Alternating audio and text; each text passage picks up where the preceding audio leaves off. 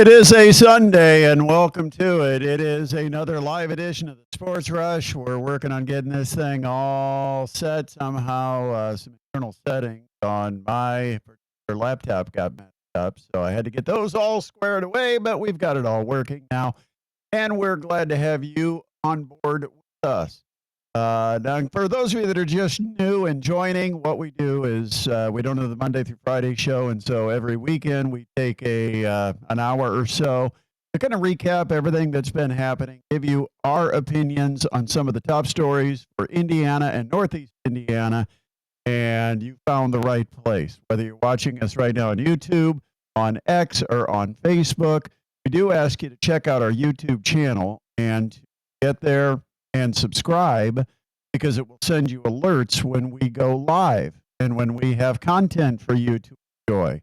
And this past week's been a really busy week for me. We're counting down to the start of the high school football season. Also, had the Tin Caps at home, so that occupied some time.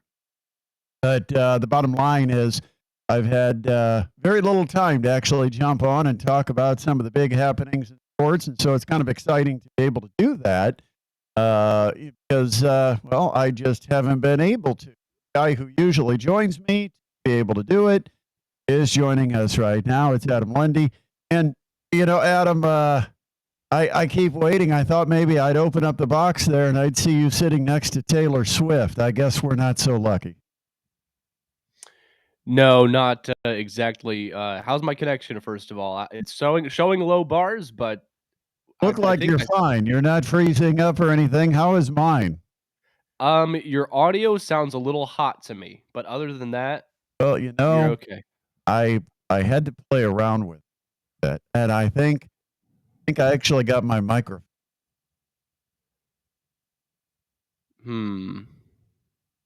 Are you hearing me? You cut out for just a second there. Oh, I said I think I finally got my microphone working.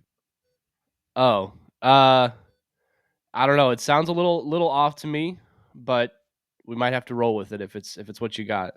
I've got all the buttons in front of me. Just tell me what you need from me because I can't hear it. Yeah, it basically just sounds kind of breaking in and out and a little bit overblown. Okay. See, this is the great thing. We're learning as we go. Figure out which setting that is actually. Let's try this. Let me try this. Hold on. Okay. Okay. Now, I think that's better. Yeah. I think, okay. See how quick I learned? There you go. I had to actually.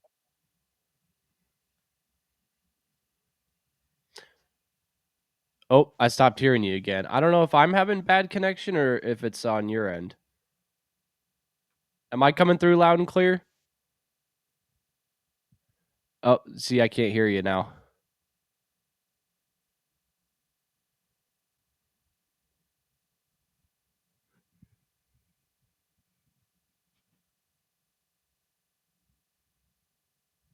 I can't hear you. Can't hear you at all.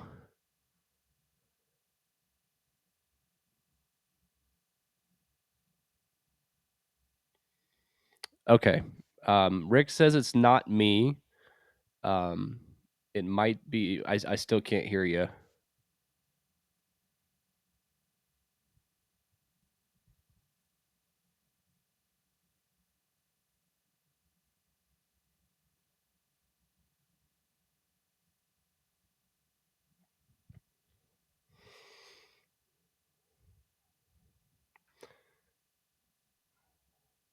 Let's see. I don't even hear background audio.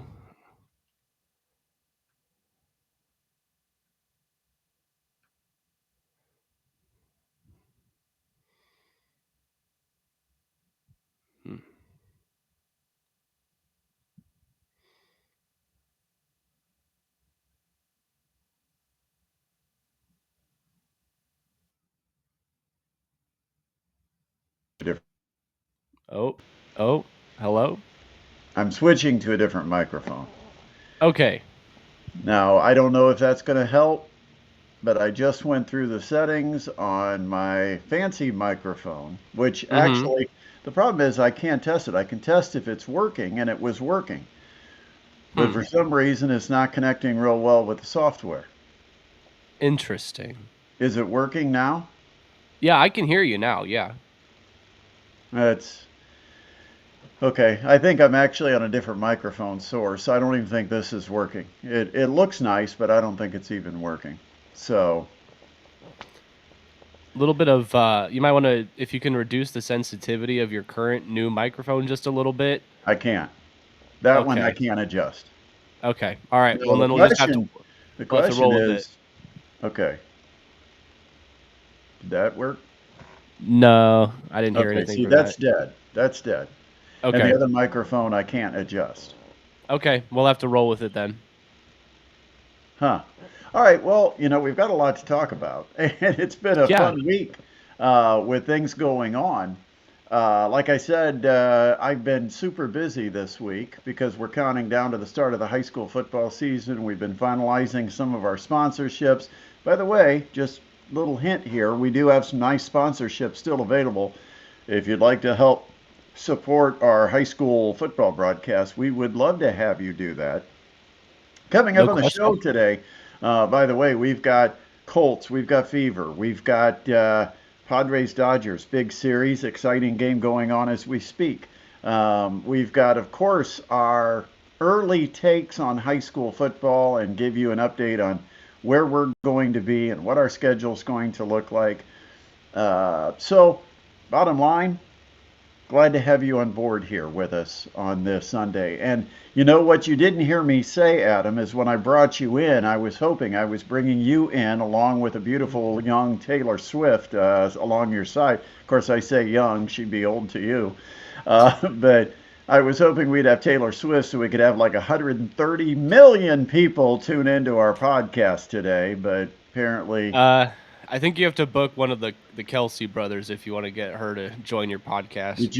could you believe the craziness? I mean, Well, I mean, yeah, because it's one of the biggest celebrities in the world at this point, so I'm probably the biggest celebrity in the world at this point. probably So, the yeah, biggest following.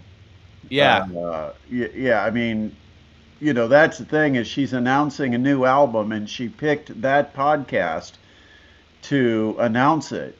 I mean, you want to talk about a little feather for the boyfriend. I mean, that's the ultimate for her to come on and announce the new album, show it for the first time, give the list of songs. I mean, she covered it all. And then, of course, the story that everybody wanted to know: how did this romance begin?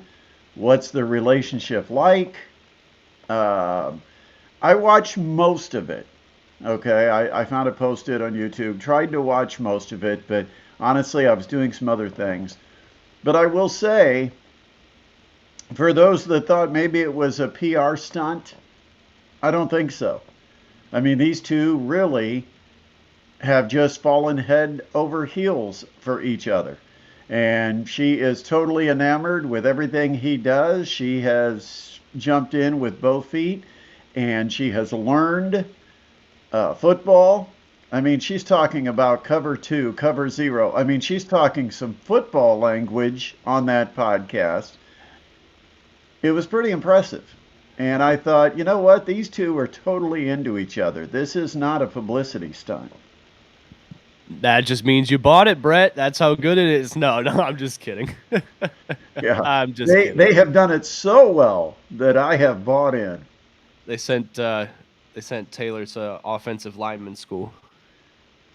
Yeah, when you go to a coach's clinic and you write down a few notes, throw out a few fancy phrases, everybody's like, "Oh my God, she's learning the entire game of football." They'll love it.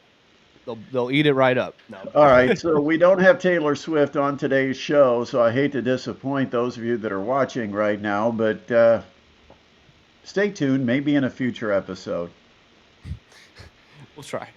Who would, we should try to think, Adam, who would be the big celebrity that would even be a possibility for us to bring onto this show that could move the needle, that could I mean, we're not going to get 130 million or whatever it was that watch their podcasts. We are not out to break the internet, but it would be kind of fun to see if there's somebody out there Hmm. that we have had. I'll let you think on that one. And if anybody's watching and wants to throw a comment, we've got comments open. Oh yeah, let us know Justin's who you want already to thrown see. out a comment about high school football. Warsaw Snyder's the big game he's looking forward to this week. We are going to be in Leo for Bishop Lures and the Leo Lions. That matchup. We're going to have Snyder about 3 times this year. Mm-hmm. And, we understand Warsaw Snyder's an intriguing game, but also we have 9 weeks of football, and we didn't want to have Snyder on 4 of the 9 weeks. So we decided let's go to Leo.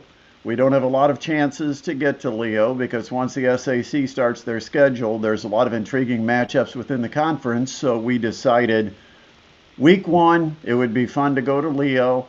You've got a Lures Leo matchup that should be intriguing. Both are good programs, good young head coaches. I call them young, but I mean, they're not as young as when they started, but both started very young at their respective programs. And for Jason Dorfler, it's not even his first gig. He started at Northrop, and he was 20-something years old, I believe, when he started at Northrop. And still a 30s-something coach. And so he's doing a great job right now with Leo, and they're an intriguing team. They've got Nathan Foster, who's going to be one of the best area backs. Lures has some weapons that I know Kyle Lindsey was excited about. That's where we will be this coming Friday, week 1 of the high school football season. Hard to believe it is upon us. Of course, there were scrimmages on Friday. I could not get to the scrimmages, but I had a good excuse. I was hanging with Jay Peterman from Seinfeld. Always a good excuse. Yeah, that was a fun night, I'm sure, for you out at the ballpark on Friday night. You know, Seinfeld is my show. It Oh is yeah. my favorite all-time show is Seinfeld. And what's yours, by the way, Adam? Do you have a show that would be your all-time favorite? No, I'm one of those It's not people that that's tough a terrible. question. You should be able to. If it's so hard for me, then I probably don't have a favorite, honestly. I mean, Seinfeld for me was because I almost felt like when we watched those characters, there were similarities to that point in my life. You know, I was mid 30s when that show was on. The characters to me were relatable because they were in that same kind of demographic. So I don't know, just Seinfeld clicked with me. I guess I like to watch a show about nothing because that's pretty much what. That's a But lot of sitcoms. it is pretty cool though to sit there and hang out with a guy in John O'Hurley who has hosted Family Feud. He That's where has. I know him from. Is that where you know him from? Yeah. He's been on Seinfeld as Elaine's boss, and he's done a number of other things in his career. But to think, this guy, his job every week was to go hang with Jerry Seinfeld, Jason Alexander, Michael Richards, um, Elaine. I can't think of her name right now, her real name. But to hang out with these actors, actresses, and put together that 30-minute show that we watch each week and still watch, and pretty cool stuff. And he talked about how it was produced, how they came up with the script each week, and it was fascinating. It was a lot of fun. Yeah, super cool, and it looked like all the fans that got to meet him had a good time too. So, another good job by the Tin Caps there. All right, so we got to talk a little bit about the week before we start breaking down what we learned about Colts, Fever, and some other Northeast Indiana sports. But first of all, former Tin Cap Jacob Marcy. Not only was he off to a really good start in Miami already with the Marlins, and he was hitting close to 400. But what a game he had earlier this week on Wednesday night. He was against Cleveland. He was at one point 4 for 4. He finished the game 4 for 5, 2 home runs, 7 RBI. It broke a number of Marlins historic records. And at the end of the game, I think he was hitting somewhere near 440 in his 20 games or whatever he has played with the Miami Marlins. Unbelievable to think a guy that we watched here in Fort Wayne 2 years ago is now a record-breaking center fielder, and of course, not the first center fielder we've got in Major League Baseball has had a pretty good start to their career. But he's been unbelievable, and it's great to see some of the former Tin Caps have this kind of start to their career. Yeah, I'll give you another one. How about Jack Sawinski's solo home run in the 9th inning to take a 3-2 lead for the Pirates over the Cubs? Did you see that? I missed that. Way there to you bring go. it. Way I to got bring you. it. You got me on one. But, Padres Dodgers right now it's 4-3 Dodgers. Whew. And I think they're in the 7th. Dodgers trying to sweep that series head-to-head against the Padres. Yeah, help their standings. And the Padres missed a golden opportunity last inning to perhaps get it tied or take the lead. Right now they've got a runner on with an out in the 7th. And so we'll see how that goes. Padres really need this one today. And then these same two teams hook up next week, and somehow ESPN doesn't have either week as the Sunday night baseball game. I don't get that. That's crazy. Yeah, I don't maybe get that. Are they late? No, I guess not. No, that doesn't make sense. I don't It know. doesn't make sense. It makes no sense. I don't get it.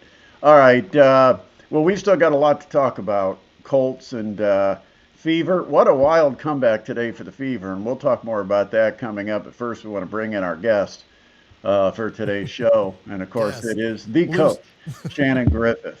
What's up? Look at that. Man, I'll tell you what, it looks like we just welcomed a head and a head only into our – that's kind of freaky. I see a head and a bunch of black background. Yeah, it's just that big lens that I use, huh? No, I think I don't know if his mic can get turned up a little bit. His I know is a little quiet. How about that? But anyway, better? Griff. Well, we're just about ready, Griff. Yeah. Coming this Friday.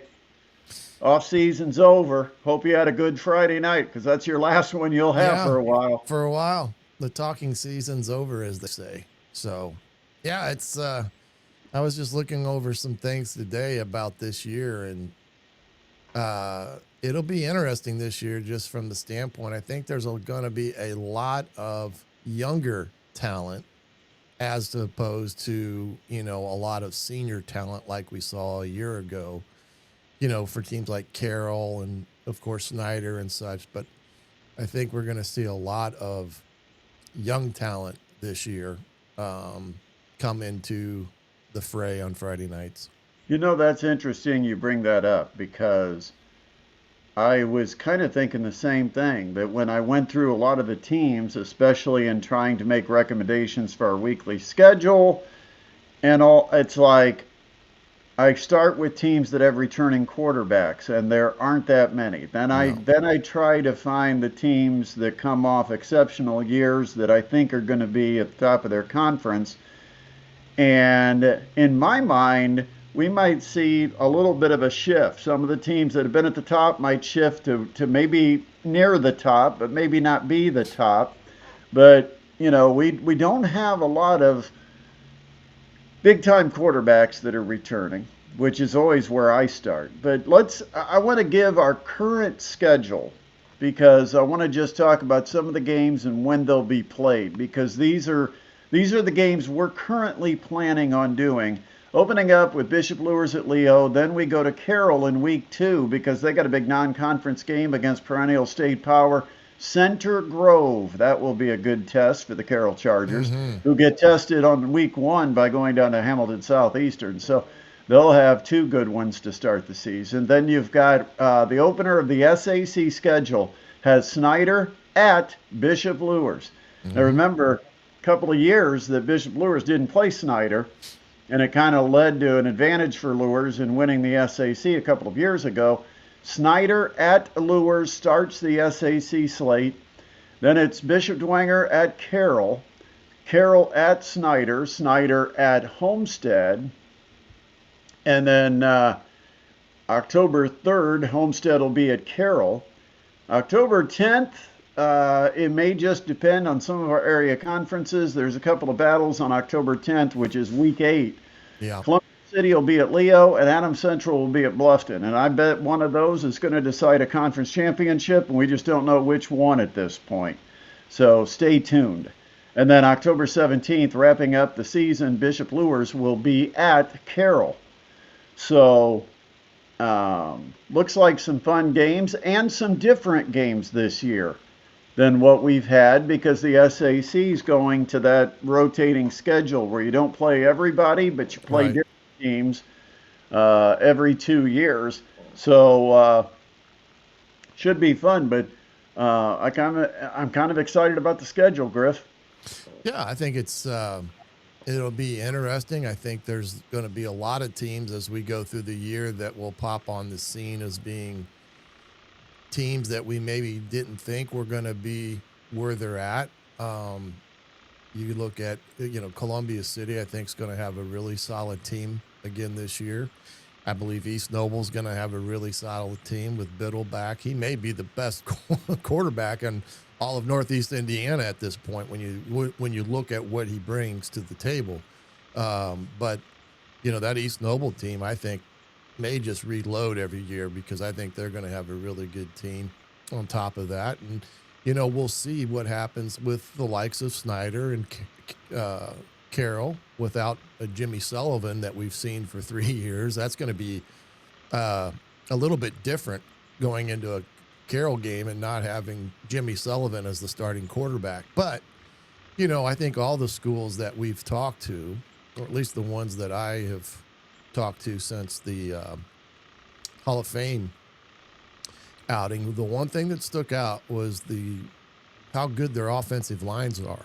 I mean, a lot of schools made mention of that, so that adds another dynamic into the fray as well, is that good offensive line play usually leads to really good offensive play overall in the running game and a passing game because of protections and things of that nature. So Snyder, be interesting to see where they're at with everything. Homestead, they've got probably the most experienced quarterback in White coming back, the lefty that's going to Grand Valley State, I believe. So this is his, third year, I think, going to be the starter, if I'm not mistaken. Yeah, so, he started as a sophomore, so it's his third year. So we'll see what type of jump he's made between those 2 previous years to this year in terms as a quarterback at Homestead. And there are going to be some young quarterbacks in the league this year when it comes to everything that involves that position. So it should be fun in that regard. There's a number of teams I know, in talking to the coaches, that as of a couple of weeks ago still had a sophomore in the mix. Might have been a sophomore versus a junior, or to fill that role. And so we may see some young signal callers this year. But one of the points you were making about the offensive line, and I find that fascinating, because I feel like for Northeast Indiana to compete with the Indianapolis schools, and that's always one of the questions I get regularly throughout the season, is how does Northeast Indiana compete with the powerhouses of Central Indiana? But we have done it at times. Snyder is a good example. But when that happens, it's generally play at the line of scrimmage. It's your trench against our trench, the battle of the trenches. And so, if this is a good year for line play with experience, size, strength, that may bode well for some of our teams when it comes to the postseason this year, because I feel we've been a little disappointed over the last couple of years. We get 1 or 2 teams that advance, but we always feel like, given that they only have to play the North until they get down to Indy, you almost feel like, well, there's 6 classes, at least 4 of them should have a team from our area. Yeah, right. You would assume that would be a good proposition to bet on, but that doesn't always happen in that regard. But yeah, I think like you just said there, a team like Bishop Dwenger, for instance, who's kind of been teetering on being pretty decent. They always seem to stumble because of an injury here, injury there.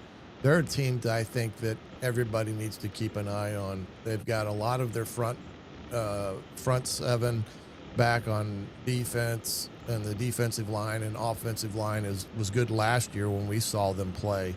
And those kids are back. And then they got Well, when we saw them, Griff, when we saw them, they were to like their 3rd quarterback. Yeah. Because they had some injuries, and so, their season, I don't want to say got derailed, but certainly a major hurdle for them last year was having to kind of go through 3 quarterbacks in the matter of about 2 weeks, and it made it really tough for Dwenger last season. Yeah, and their quarterback's returning, and hopefully they can keep him healthy. But I think we saw them, and it's all running together a little bit over the years. But I want to say we saw them. Was it against Snyder that we had their game last year? We saw them against Homestead. I'm pretty sure. Okay, but I was impressed in that game. We might have seen him against Snyder as well, but I was thinking we saw him against Homestead. Yeah, it runs together so many times when you see some of these teams. But I was impressed with their offensive line a year ago, and the majority of those guys are back, and they've got a defense too that was pretty stout and kept them in games, and that's what enabled them to be close in a lot of games. Unfortunately, didn't necessarily come on top, but they're a team I think everybody's got to keep an eye on this year. I just think there may be a making there for them to kind of sneak up on some people and surprise some people this year based upon what they have returning. And again, there'll probably be a few Tippmans running around the field as always. And if anybody saw the Jets origin story, they had Joe Tippmann on this, I think it was like a couple weeks ago, but that was a very interesting take to talk about Tippmann's running around the field, and they're saying about 1/3 of the roster is Tippmann's. So all right, he gets that. But yeah, I think we're in for, teams like that, like you said, that may have not been necessarily on the doorstep here the last couple of years, maybe be in a chance to be in the spotlight again this year. Yeah, we kind of feel, I have felt like the last couple of years, Carroll was the team everybody had to beat, and a lot of that was because of Jimmy Sullivan. And, they had just enough players in other levels, defensive front, linebacker, safety. They had some studs out there, and they had just enough scattered throughout and enough in the receiving core that I thought that's a team that's going to be awfully tough to contain, hold down, and score enough points against to beat their offense. So I felt like the last couple of years it was easy to pick Carroll to win. This year, I don't know if I see a team that I can say that's the one everybody should be shooting for. I will say this. I found it very intriguing talking to Coach Tippmann from Snyder, because when Snyder's been really good, the best Snyder teams, it has started with solid defensively. I don't want to say great, but solid. But offensively, they can wear you down physically. They have a great offensive line, and they've got at least a couple of running backs that can break big plays at any time.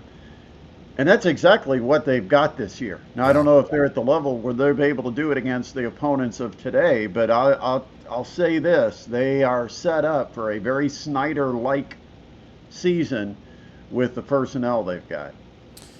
Yeah, I think they've got some bigger bodies that maybe they haven't had over the last couple of years up front for them. And you said it, the running back room is going to be very competitive. They've got at least 2, if not 3, that can rotate and be a factor in any ball game. They got to go up against Warsaw week 1, which I think that will be kind of a unique game for them to play in because of Warsaw's offense and what they like to do. But I think you're correct in the sentiment that it's a Snyder team that will be good on the front lines and pretty decent everywhere else as well. And if they can get the run game going, that just makes them even harder to stop, because then their play action bootleg stuff becomes, their passing game. And that's what they want to do. Yeah. I think the last couple of years they've gotten away from some of that due to the fact they just maybe didn't have the run game that they had in previous years. And I think this year they're pretty excited for what they have offensively, being able to run the ball. All right, so I will tell you, I have projected, just because I want to put myself out on the limb so everybody can have a good laugh at the end of the season. So I went ahead before this season starts, and I went ahead and projected the final standings in 2 of the conferences. Uh-oh. Let's hear it. I'll start with the NE8. And I just will say this.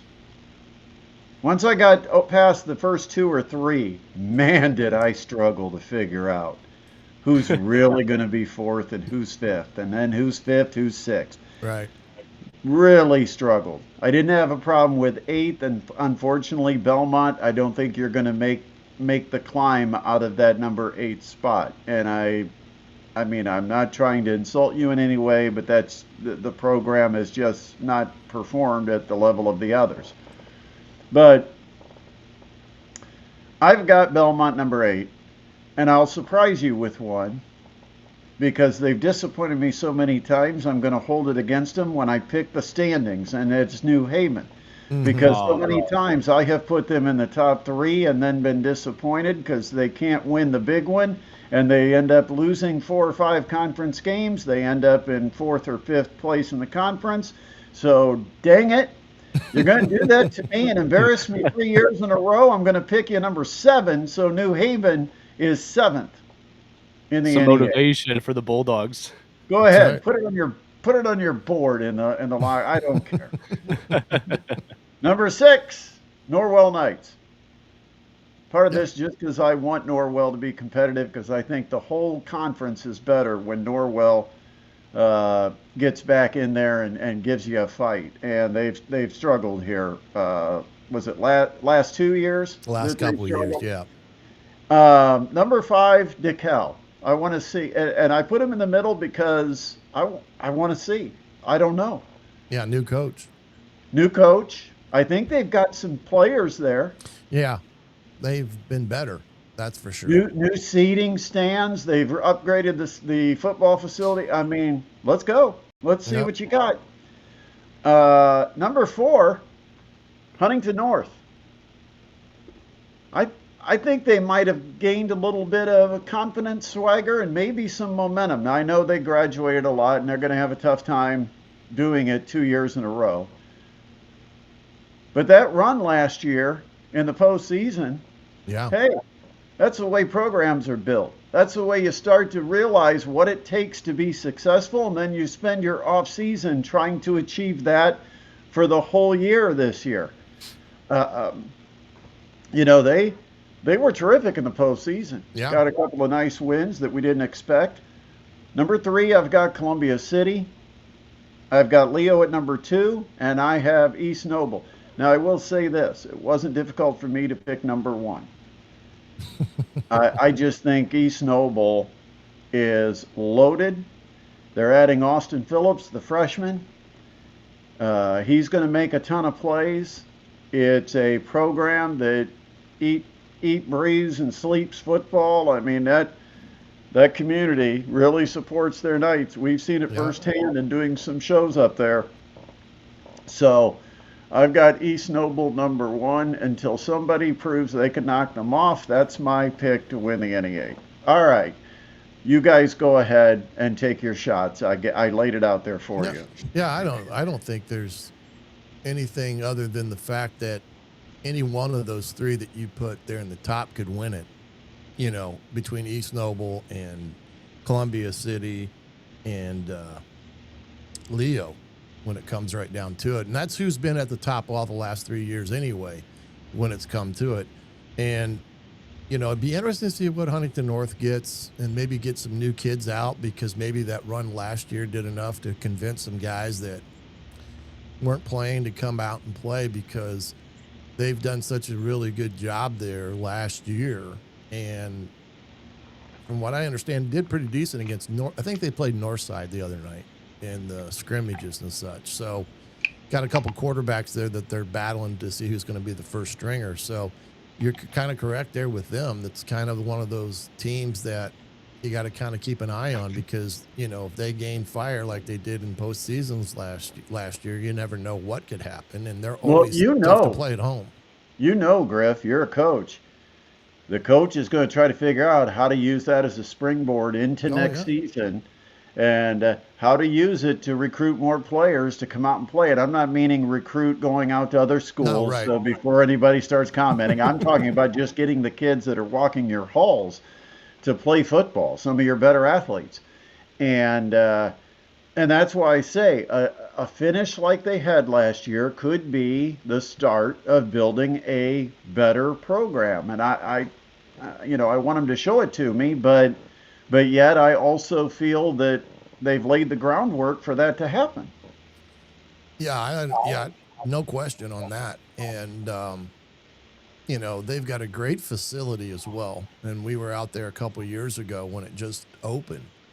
But there's no question that they may have gotten some better players out of the hallways to come join them this year that we don't know about. And they could all of a sudden put a string together where they're becoming more and more competitive in that league. And that would be a good thing because Huntington North has had a tradition of pretty decent football through the years. And it'd be great to see them revive that mentality and create another East Noble type of situation there in Huntington North. And I wouldn't be a bit surprised if they did. All right, let's get to the SAC. Here it comes. And once again, you can leave your comments. I reserve the right to delete them, so you can go ahead and leave them. All right, ready? Ready. 10-team conference. I'm not going to divide it into big school, small school. I'm just going to give you the straight 1 through 10. Straight answer. All right. And then we figure out who plays who's got an advantage in small division, all that stuff. But here's my 1 through 10. Number 10, Southside. And nothing against the Archers because I think the Archers could beat Concordia. I think the Archers, at some point, if they can get some upgraded facilities, and again, that's another situation where they just got to get the kids. They got to get the best athletes to play football. But I've got Southside number 10 because I couldn't put my cadets at number 10. That would be sacrilegious or something. So I got Concordia at number 9. At number 8, I put Wayne. And new coach coming over from Bishop Luers there at Wayne. Number 7, I've got Northrop. I put Northrop above Wayne. And I think it might just be a handful of athletes. If Northrop is healthy, I think there's a certain air of confidence with the Bruins. And a lot of times it's, a team like Northrop is not going to compete for the championship generally. Now, we've seen it every once in a while where all of a sudden somebody like Northside has surprised us a couple of times and things like that. But, and Wayne had a couple of years in the mid-20 teens where they had really outstanding years. But I do think Northrop is in a position that this could be their year to jump above some of the lower teams. In other words, we call them the best of the rest because there's usually the big 4 or 5 at the top, and then you've got the best of the rest. Number 6, I'm going with Northside. We'll see what happens, but they've slowly kind of developed, and if they get good line play and they stay disciplined, we'll see what they can do. But I've got them at 6. Luers at number 5. And again, it's nothing against Luers. It's just, do I think they can get the number of wins against the other 4 schools that the other 4 schools get? And I think they might be a game out of that pack. Because at number 4, I've got Dwenger. At number 3, I've got Homestead. At number 2, I've got Carroll. At number 1, I've got Snyder. And just because of the personnel, I think this is the type of year that Snyder succeeds. And with Carroll losing Jimmy Sullivan, I know they've got tons of talent coming back. Young running back returns. They've got the receiver from last year, and his name's escaping me right. Van Pelt, Yeah. Jaden Van Pelt. Um, and he's going to do some more things probably on the outside. He was a lot of times like almost a tight end slot. Now he'll have an opportunity to maybe get some more vertical opportunities, but again, you can't replace a Jimmy Sullivan, 3-year starter. No, it's tough. Big Ten talent, now at Iowa. So I've got Carroll number 2. All right, there you go. There's the SAC. Take your shots.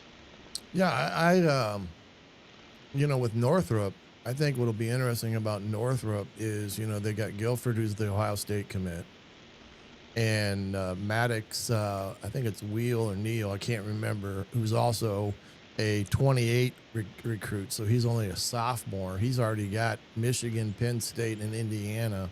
So when you talk about athletes, there's some athletes. 2 studs. Yeah, and then add D. Hogue into the equation there too, because he's out there now at Northrop, and Callison, the quarterback there, that's been a starter now for a couple years. Well, and he got hurt. Yeah, and he's another kid that can throw the ball pretty effectively. All of a sudden, does Northrop have the talent to be a spoiler in a game or two this year with that talent that they have? I think they can. It's just they've been unable to stop people over the last few years. That's exactly. That's been the issue for Northrop. Yeah, too many shootouts. Players that make plays, but defenses that just give up plays right back. Give up big plays right back. And I really like Dwenger in that mix. I think they could be a team that maybe, right there at the end, competing for the championship this year. And I kind of agree with you this year. I do think Snyder, based upon the program itself, where it's at, and what they've got returning, especially on offense, I think they're going to be a very difficult team to stop week in, week out this year if they can remain healthy.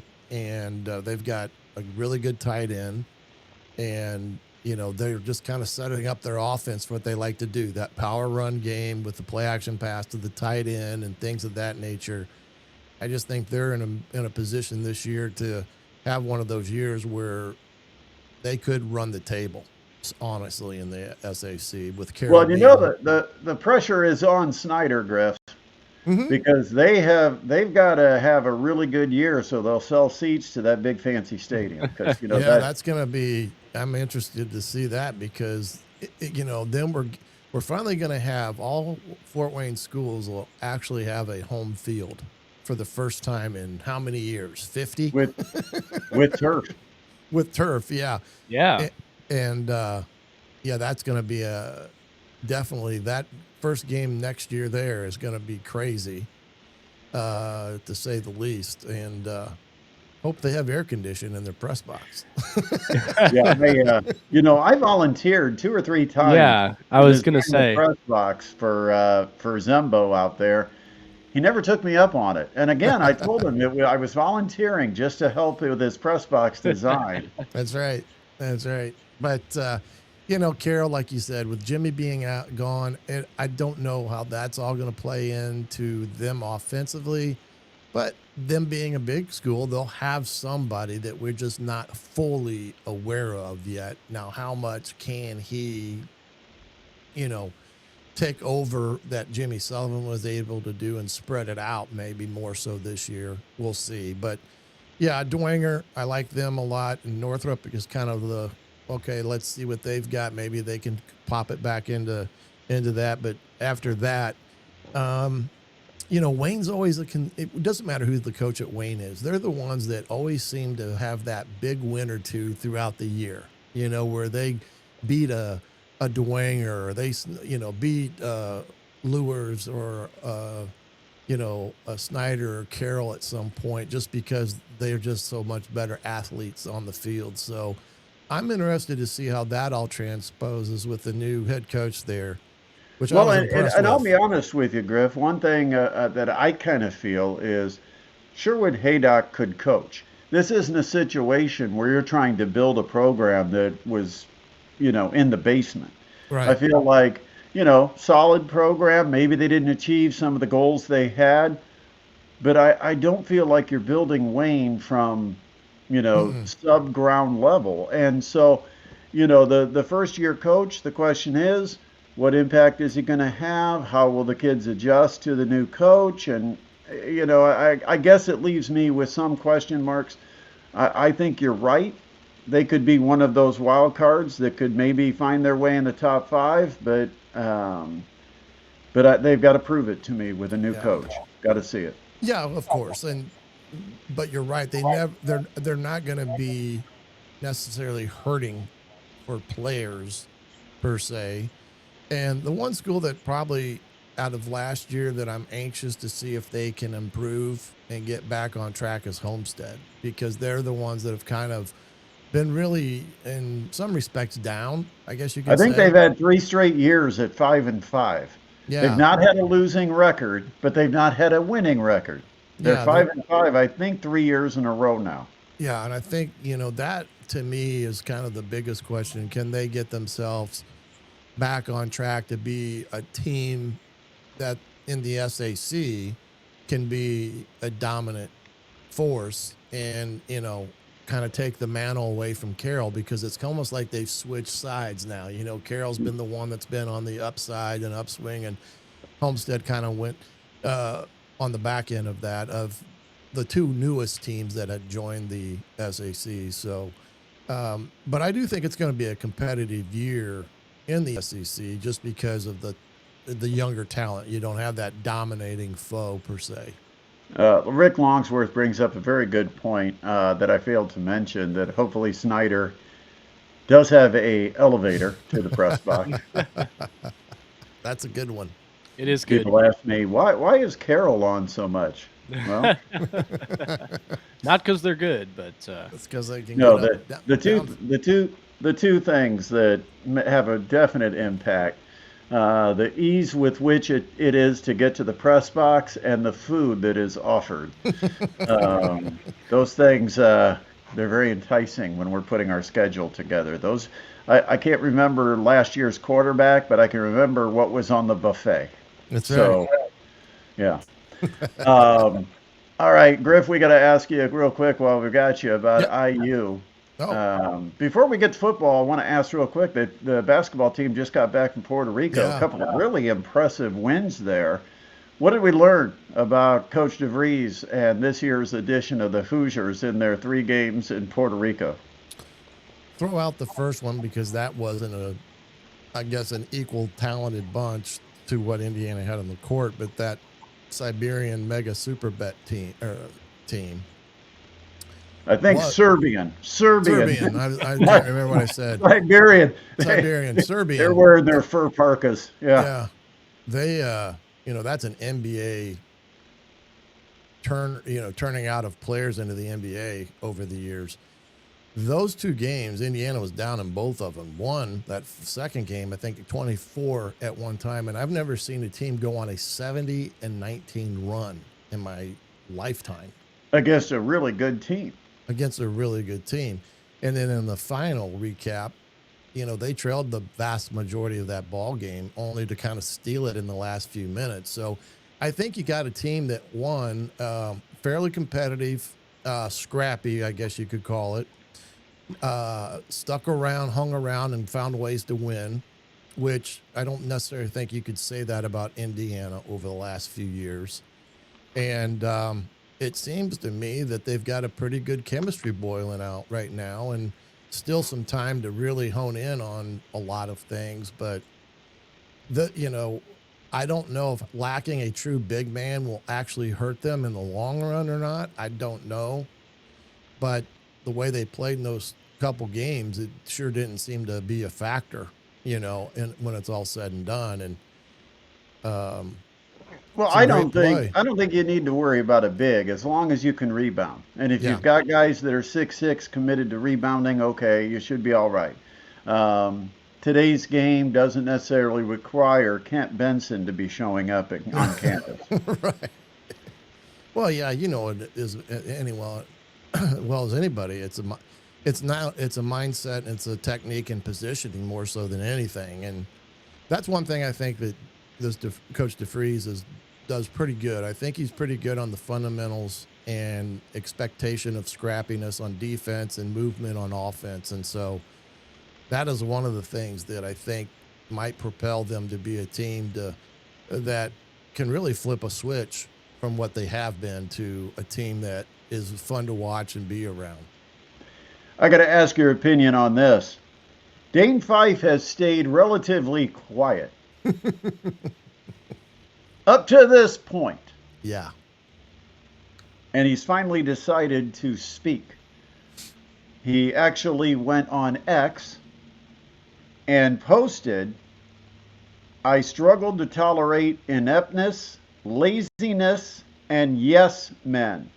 I did not belong there under those circumstances. My mistake is owned by me. Impulse and passion, I trusted blindly, doing no due diligence." That's pretty sharp criticism of the previous coaching staff, particularly Mike Woodson. Yeah, considering that I think Fife was maybe pushed upon Woodson as well by some of those around Indiana. There was a distrust from the get-go because, they had Thad Matta was going to be there as kind of the overseer of the program, and that never kind of sunk together. And then you mentioned Dane and what he went through. I mean, he was there for a cup of coffee and gone. And I think, too, Mike Woodson may have felt Dane Fife was there to become the next head coach. Perhaps. And so you always feel like when the guy that's there to support you would rather be you, it can be a little difficult in the relationship. Well, yeah, no question. And then Thad Matta as well, and his foray in college basketball world, even though he wasn't a threat because of the numerous injuries that he's had with his back. Me and him we relate well to each other, but yeah, there's no love lost there between Dane and Woodson at all, and maybe rightfully so. I mean, you can't sit there and say now that insight was kind of true in some respects about how the seasons have unfolded under Woodson. Well, what I've known about the situation and how I understood it is that, Mike Woodson came from an NBA system. He didn't know how college worked as far as how the player development worked, how the practice planning worked. There were a lot of ins and outs of college basketball. And when you have somebody who has spent their life in college basketball that's trying to help you, and all you think is that's insulting to you and your intelligence, and you feel threatened by it, it truly breaks down any semblance of a relationship. Right. And to me, that's the best way I can explain it, is there just was never much of a relationship. And, you almost had to have a mediator there who Woodson would trust, that would say, yes, let's do it this way. But as Dane posted, everybody else on that staff was never going to challenge Mike Woodson. No. If Woodson had a position and Dane had a position, the rest of the staff was on Woodson's side. Yeah. And I kind of feel for Dane, and I think Indiana's in a better position now. I was kind of hoping, and I know I brought this up before, that Indiana would consider Dane Fife for an assistant on Darian DeVries' staff, and I don't know if that was ever brought up or considered, but I thought it wouldn't be the worst idea. And maybe that will eventually happen, although I know Dane is doing quite well in the insurance industry. Yeah, sometimes when you're out of coaching for a while and you're doing well in the other world of the real world, so to speak, sometimes it's harder to go back to the world of every paycheck is counted on by the 18-year-olds running around the court who are making more money than you as an assistant nowadays. What do I need to know about Indiana football? Give it to me. We got a couple of weeks before Old Dominion comes to town to take on the Hoosiers. Year 2 of Kurt Signetti's regime. How does it live up to year 1? What's the state of the Hoosiers right now? Well, right now I think they're fine. They're going through camp so far. No major injuries that I know of. An offensive line that I think will be better than they've had in a long while with depth. They go about 6'4", 6'6" across, 300 and anywhere from 315 to 325, which is a true looking Big Ten offensive line. And then, of course, the skill they have on offense is pretty darn good, too, with Surratt and Cooper and E.J. Williams, to name a few. And then in the running backfield, you got Hemby, you've got Black and Beebe, who came in from UAB. So those three on top. And then defensively, I think they got the answers they needed up front with some of the kids they brought in for, losing C.J. West. You've got Kamara back. You got Fisher back.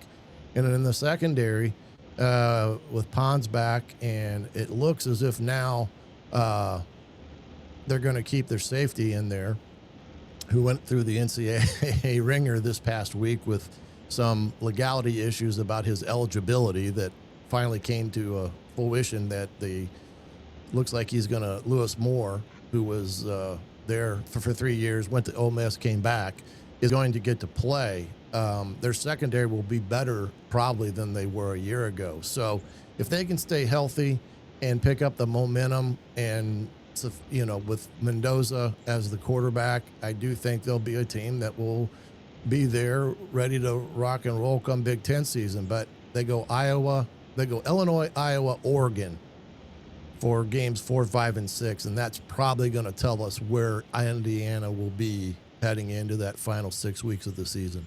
Griff, I talked on the show before you joined us that I got to hang with Jay Peterman from Seinfeld. Oh, wow. And I told Adam how much fun that was Friday because he was there for Seinfeld night. And I said it was fun for me because Seinfeld is my favorite all-time show. And I'm not saying that just because we had Seinfeld night. I have said it for years for anybody who's followed me on my programs. What's your favorite all-time TV show? Well, that would be one of them right there because that was in the era that we grew up. So it kind of that's exactly what I said. I said I could relate to the characters because I was about their age.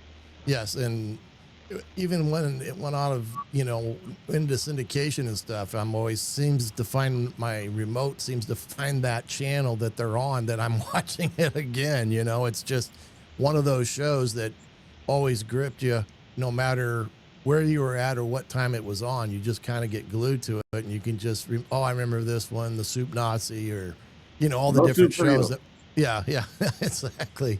The classic lines that we remember from that, so for those older than us, they probably like The Office in the same genre that we like Seinfeld, right, in that regard. So, but yeah, that would be mine as well.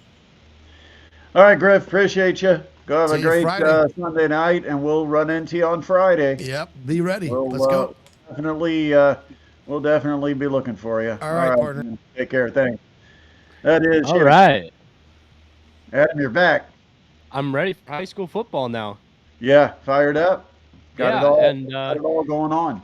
It's nice all these high school teams know who their quarterback's going to be, unlike the NFL team known as the Indianapolis. Still waiting, Steichen. Still waiting. Yeah, we got to talk about that. Of course, there's going to be some fans that are going to start saying, well, Riley Leonard looked better than either one of them. And, but give Riley a chance. I will say that Riley Leonard may have completed the most impressive pass of the night, and it didn't count because the official somehow looked at the replay and couldn't see what the whole world was looking at, which is 2 feet down and a football move. I don't know what more you need. He had 2 feet down and he turned for the pylon. That should qualify as a catch. Not sure why it wasn't, but the Colts lose. And really, they never should have been in that position. The Colts were playing primarily starters for the first half, most of the first half, and Green Bay never put starters on the field, and the Colts still lost at home. Yeah. Didn't finish drives. That's the problem, Adam. Didn't finish drives. Had to settle for field goals. You know who did finish a drive was Anthony Richardson. But do you think that's the difference? I don't know. Is it? I mean, because you're looking at 7 of 11 from Daniel Jones, and 6 of 11 on the touch, and then the touchdown drive from Richardson. I don't know if I don't think we got any separation, did we? it's just the same thing it's always been. So far, I mean, like, you're getting slightly less accuracy from Richardson, but maybe an explosive play, and you're getting a little bit more consistency from Jones. I mean, Richardson does have he completed that deep ball that didn't count because of the stupid penalty on Adonai Mitchell. Yeah, How I'm do scared. you line up? I mean, you see the receivers when they go and line up. They look at the official on the side. They check with them to make sure they're okay.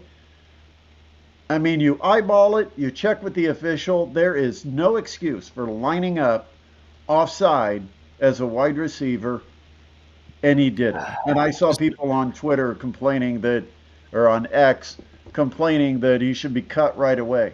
He's had a pretty good camp. He still has the occasional drop, but that was inexcusable. That's Yeah, drop happens, but that can happen. just get it out of the way now. Don't let it happen in the regular season. But yeah, nothing to me has been defined or decided. I kind of feel like what I've seen from these two quarterbacks, if you think this year is your year, that you've got a legitimate shot to make a run in the playoffs and maybe even win a playoff game. If you believe that, you need to play Daniel Jones. I just think he gives you more consistency. I think there'll be a greater trust factor that when you need a play down the stretch, he'll be able to make it. He won't make dumb decisions trying to protect a lead or anything like that. I just feel like the trust factor, the consistency is an advantage Daniel Jones. If you believe next year is a better year for you than this year, and what you need to see is what you talked about a year ago, which was growth and development at the quarterback position, then you probably will have to play Anthony Richardson, because that's the only way Chris Ballard and perhaps Shane Steichen keep their job, is if you play Anthony Richardson and you can see signs that he is developing and going to be the guy you want him to be by next season. But at this point, I don't have a favorite. I see both sides as to why each guy could and would play, but it's not like I feel better about one and feel worse about the other. When they make the decision, I'll go, oh, okay, we'll watch Daniel Jones, or oh, okay, we'll watch Anthony Richardson. But I don't think it moves the needle all that much for me to go crazy about.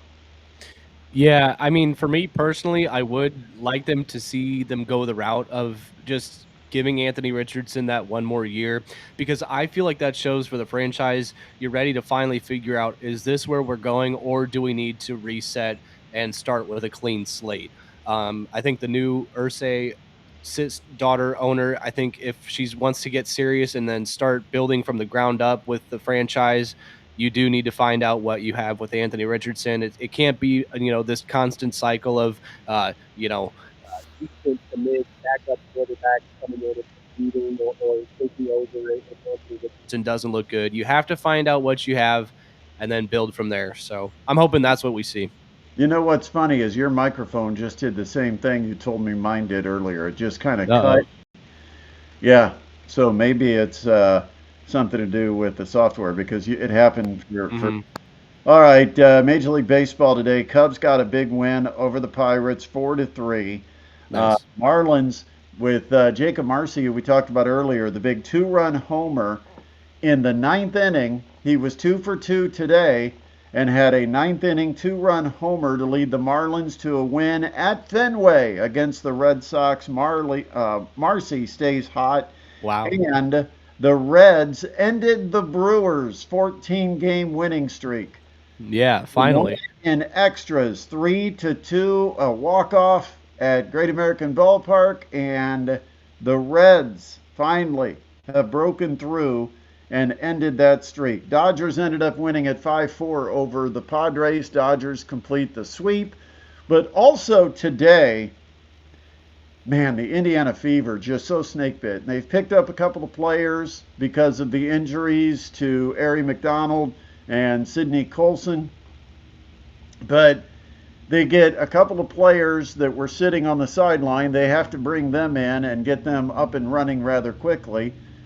Now, did you see what happened to Sophie? I did not see it, but I heard that she went down with an injury. The player fell and her momentum took her right into the lower leg of Sophie Cunningham, who immediately dropped to the court and was crying out in pain. She had to get assistance to get to the locker room. And, you see a play like that, and it's one of those dreaded, oh no, is this, where the knee got caught and buckled up. And that's the kind of season it's been for the Fever. I mean, think about it. They've been through almost everybody in their top 6 in the lineup that's been out injured. Yeah. And then when they bring players in, they end up injured. But what a win for the Fever today. Without Sophie Cunningham, who's been in the starting lineup, they are down to Connecticut in that first half. Did it ever get to 20? I think it was like 19 at halftime, and a miserable first half by the Indiana Fever. Miserable first half. I mean, they were awful. They were down at halftime 48-29. And outscored the Sun at Connecticut. Outscored them by 8 in the third quarter, and then outscored them by 11 in the fourth. They got it tied, forced overtime, and then dominated the overtime behind Kelsey Mitchell, who finished with 38 points. Fever with a big win with a very short-handed lineup, a lineup of players that couldn't even make a roster. And the Fever are having to start them or play them significant minutes just because they're so low on guards, point guards. They've tried Sophie at the point guard. But I'll tell you right now, you don't want to be a point guard for the Fever. All it is a big target on your back that you're going to end up injured. Right. Caitlin Clark, out. Ari McDonald, out. Sid Colson, out. I mean, one after another, they've lost point guard after point guard. And this Odyssey Sims, this really says something. You pick up an Odyssey Sims who's out of basketball, had played for like 6 or 7 different teams in the WNBA, and today in a big game, she was forced to play 42 minutes. 42 minutes. Yeah, good That's game, almost every minute of play because they only play 40 in the 4 quarters. 42 minutes, scored 19 points on 6 of 13 shooting, 7 assists, 4 rebounds. I mean, she can't really know the offense other than what she's been able to see on video and some basic patterns, but unbelievable. Great performance by the Fever. Huge comeback. I'm sure John Nolan was thrilled to be able to call that, because the funny thing was when I looked at the score at halftime, I was at the Tin Caps game, and I turned to Jaden during a break, and I said, "Oh, it looks like John's having a fun afternoon." And he did end up having a fun afternoon. Yeah, it was 48-29. I thought John's having the same kind of day we are, but we didn't have to travel to Connecticut to do it. And then what do you know? The Fever turned it around. Yep. So hopefully it isn't anything too serious for Sophie. They say she's scheduled for an MRI tomorrow morning. All right. So here I've got somebody that's trying to help me with high school picks, trying to do an audio version that gets presented on a video screen through the YouTube channel. So I am going to try to get an edition out this week. We'll see how that goes, but please bear with me. But try to get the high school picks out, and then join us Friday. Our schedule, we can make it official now because I don't think they can change it again. We'll start with the Parkview Sports Medicine High School Football Tailgate pregame show, 6 o'clock at the stadium with the game of the week. And that means this week we will be up in Leo. Jim Shannon and Doot previewing all of the night's action, SAC, NE8, ACAC, Northeast Corner Conference, pointing out some of the bigger matchups, some of the biggest games. That will be from 6 to 6:50. Then it's up to the booth, and Shannon and I, again, will have your coverage for the 15th year. Well, it's 15 for me. I think it's like 9 for Shannon, 8 or 9. I'll have to ask him because I'm really not sure. But Shannon Griffith will join me for the play-by-play of Lures at Leo. After the game, we still have the post-game at Pizza Hut, but Adam won't be there. I will be. Adam will be in a plush new studio. Yep. That really isn't ready yet, but they're going to put you there anyway. That's okay. We got our backdrop. I saw our backdrop, so we're good to go. They've got a TV screen behind you that works. It's a big TV screen. Actually, what do they call? What are they? It's a curved. It's not a TV screen. Monitor. It's a backdrop. It's kind of like what you'd see on a television studio. A TV set, right? All right. Yeah, no, it looks good. It's like a 6 or 8 foot screen that goes across behind Adam. It's a pretty cool setup. That'll be where the Agent K Chevrolet of New Haven high school football scoreboard will originate. And then I will be talking to coaches live from Pizza Hut. This week we will be at the Pizza Hut at the corner of DuPont and Tonkel, and we hope you stop by and see us after the game. We will be on until 11 o'clock. Scores, highlights, coaches, interviews, and more. And big thanks to Kester's Truck Sales. They are our sponsor of our post-game show this season. Awesome. And of course, Midwest Box Breaks, the sponsor of our game of the week. Always great. Ben Smith is one of those guys that cares so much about local sports in our community and tries to do whatever he can to make things better for the Comets, the Tin Caps, Fort Wayne FC. He's right there. And he has supported our high school broadcasts for a couple of years now, and we have to give him a big shout out as well. All right. I'm gonna have a podcast coming up with a breakdown of the roster of Purdue Fort Wayne. Now that we've seen them over a summer, we're going to get a breakdown, my opinion, and the opinion of someone that really does matter, Coach John Kaufman. All right. Awesome. He's on one of those little vacations. He only has like 2 times a year that he can take a couple of days off, and he's on like a 3 or 4 day vacation. It used to be able to go for like a week or 2 at a time. Now with transfer portal and recruiting and NIL, everything that coaches have to be involved with, those 2-week vacations are like 2-day vacations. Yeah, rapid stuff going on. So I talked to Coach last week, and we're going to get that together. And hopefully by the time we're able to talk to him, we'll also have the majority of the non-conference schedule to talk about. A number of the games have been announced, and hopefully more will be announced here soon. All right, we got to finish this up. We ran long tonight. Hey, it happens. I think it's going to happen as we get into football season, Adam. Yeah, a lot to talk about. With Notre Dame, IU, Purdue, Colts. Yeah. Then you'll have the Pacers getting underway, and of course high school football. We're still going to be the one to tell you about what's happening with high school football. So appreciate you, man. Have a great week. All right. See ya. And I'm going to try to see if I can do this because I usually, there we go. See? Figured it out. All right. Wrapping it up. Thanks for watching. Make sure before you go, you subscribe. And if you can give us that thumbs up, to give us a like and share the channel with your friends, we would certainly appreciate that. We're going to continue to grow and build new content each and every week, sometimes multiple times during the course of the week, and sometimes just during our live show on the weekend. But for those of you that joined us tonight, we certainly appreciate you. This video will be posted. The video of the live show will be posted on our video section on YouTube.